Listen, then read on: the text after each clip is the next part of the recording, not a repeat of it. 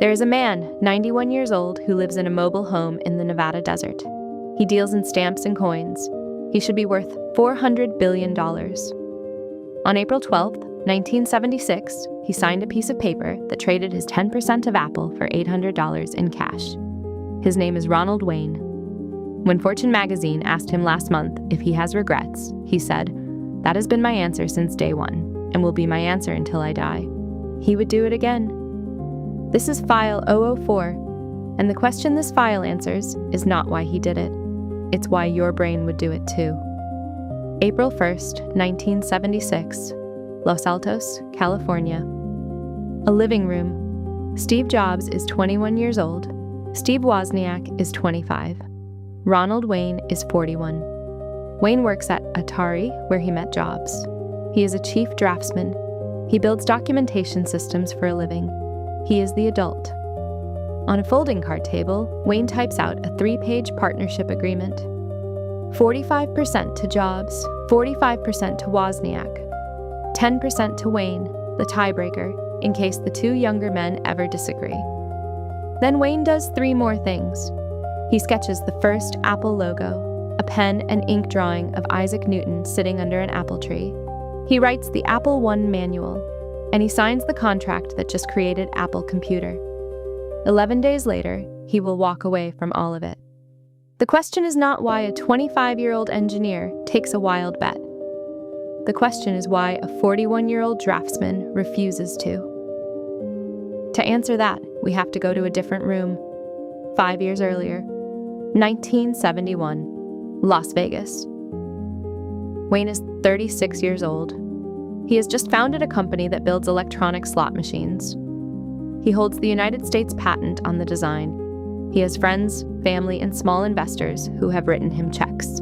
The company fails within 12 months. In American business law, this is fine. Wayne Incorporated. That means the corporation owes the creditors, not Ronald Wayne. He can walk away. The friends, family, and investors lose their money. The system absorbs it. He moves on, but Wayne does not walk away. Instead, he spends the next year writing personal checks. He buys back every share. He pays off every creditor, out of his own pocket, for a debt he does not legally owe. He has called this experience, in his own words, very traumatic. 5 years later, when a piece of paper crosses his desk in California, that trauma will be the loudest voice in the room. Back to 1976. 10 days after the partnership signed. Steve Jobs walks into a computer store called the Byte Shop and takes an order for 50 Apple Ones at $500 each. $25,000. To fill that order, Apple needs parts. To get parts, Apple needs credit. Jobs signs for $15,000 of inventory on a net 30-day arrangement. Here's what Wayne sees, sitting in that living room. He sees that California general partnerships have joint and several liability. That means if Apple cannot pay, every partner is personally on the hook for the whole loan. He sees that the Byte Shop has a reputation for paying its suppliers slowly, or not at all. He sees that Steve Jobs has no money, Steve Wozniak has no money, Ronald Wayne has a house, a car, a savings account. He is, in his own words, the only one with a blanket the sheriff could pull off the bed. And underneath all of that, he hears something else. A year of personal checks. Las Vegas. Very traumatic. He does the math. He walks into the Santa Clara County Registrar's office on April 12th. He files an amendment to the partnership, and he sells his 10% of Apple for $800. 3 years later, in 1979, 2 psychologists named Daniel Kahneman and Amos Tversky publish a paper that will eventually win the Nobel Prize in economics. They call it prospect theory. The paper contains a curve. On the gain side, the curve is shallow. People feel good when they win, but not that good.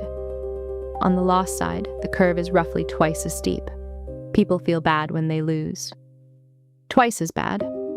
Losses, Kahneman writes, loom larger than gains. And there is a second finding, buried in the same paper. The slope of the loss curve gets steeper when the person has recently experienced a loss. the brain does not reset. It carries the last wound forward, and it waits the next decision against it. In 1976, Ronald Wayne is not being irrational. He is doing exactly what the curve predicts. He is looking at a small, vivid, concrete loss.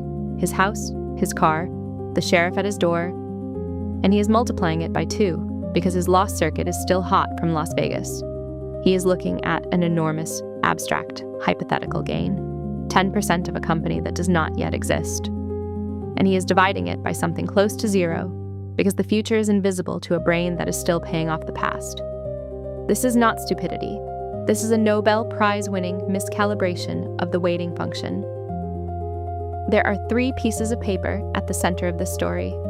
The first is the April 1st Partnership Agreement. Wayne is a 45-45-10 Apple founder. The second is the April 12th Withdrawal Amendment. Wayne is no longer a partner. He receives $800. The third comes a year later. Apple incorporates. Wayne signs a release for an additional $1,500 in exchange for forfeiting all future claims against the company. Total paid to Ronald Wayne for 10% of Apple, $2,300.